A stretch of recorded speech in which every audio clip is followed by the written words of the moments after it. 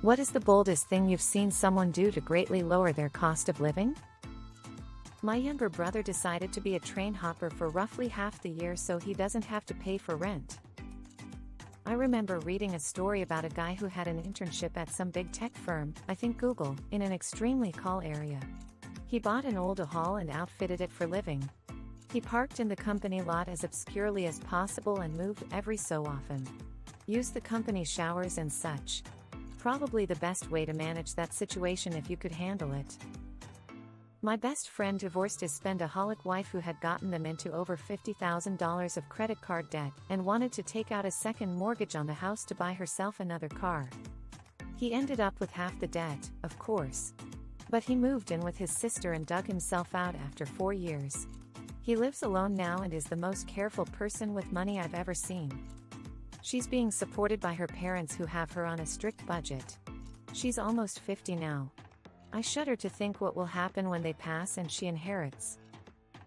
I had a friend who would go to farmers markets and wait until the end of the day, then go up to people and offer to buy the leftovers at a discount. Not terribly exciting, but bold. What you mean by the boldest? I'd say the most audacious behavior I've seen was from my former roommate and ex-friend Sarah, a narcissist and professional mooch, who used her then friends to get a job, a cheap place to live, borrowed furniture, and even food, while also quietly stealing from us.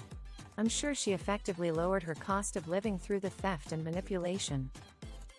Seeing the ad for US Air Force under this question is pure gold. My Phil is a contractor. Thus, he has to buy lots of supplies. He buys gift cards first, then buys thousands of dollars worth of supplies on the cards. Also, he can get the gas points. But because he has to buy so much for his business, it adds up hugely. He hasn't paid for gas in years. He also has to drive quite a bit, so it's a big money saver. Simultaneously the biggest boomer move and the smartest cheating of the system I've ever seen. I got sick of paying rent, so I bought an RV and remodeled it to be a perfect bachelor pad. 40 TV surround sound, recliner chair, room for a stand-up jet ski. I paid someone in East Nashville $200 a month to park in their backyard and use their Wi-Fi. I saved up the rent I would have been paying and put a down payment on a duplex in 2016. It was a good call. Then, I lived in half of the duplex and sold the RV for the same amount that I had into it. Around $3,000. I got sick of continuously rising rents, moving rentals and working full-time, so I bought a cheap houseboat and anchored it in the middle of the river in my city. Close to everything and totally off-grid. There are no fees to anchor in the river, so besides the cheap cost of the houseboat and a kayak to get to and from, it was free. It was a bit inconvenient, but I did it for 5 years while working 3-4 days a week and saved up almost everything I earned. Just bought a house 50 cash a few years ago because of that houseboat stint. Wife and I got rid of all our grass and turned our front and backyard into food garden. We only needed to buy veggies in the winter, but this year we've expanded more planting space so we may be able to freeze more. Food is hella expensive now. I've seen one of the episodes of a series featuring the cheapskates and there's someone who feeds her ex-husband and friends canned tuna, which is for cats because apparently, it is cheaper than those sold for humans. My neighbors stole my electricity while I was away for a week, found poorly buried extension cord running from an external outlet to their house. Do T think he did it to lower his cost of living? But a guy I worked with was sleeping in the woods behind the place we worked at. No tent, just a sleeping bag and a tarp. He would sneak into the building really early and use the showers in the mornings he worked. Don't know why he didn't sleep in his car in the parking lot.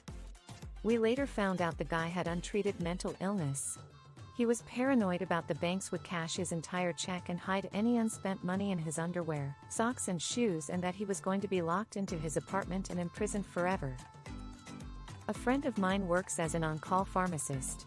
He goes to rural pharmacies and takes over for a few weeks to a few months when their pharmacist is out. He makes like $60 per hour. His wife works for a big oil company and, based on her job, seems to make a very high wage too. He bought a $1,200 van and put a mattress in it. That's where he lives while he's working so he can pocket the per diem. Finding it really depressing that so many of these are living in an actual building is too expensive, so I moved into my car. Like, how did we end up here? I kept my heat off all winter long. A guy in Chicago 15 years ago or so had created an apartment under a bridge overpass. He had spliced into electrical cable and everything. My grandpa was abandoned in a tent with his 2 siblings in Montana during the Great Depression by his German immigrant parents. So I guess I didn't see it, but I saw the repercussions. Grandpa was a bit of an asshole. Honestly, probably selling their gorgeous 5-bedroom house to downsize when they absolutely didn't need to.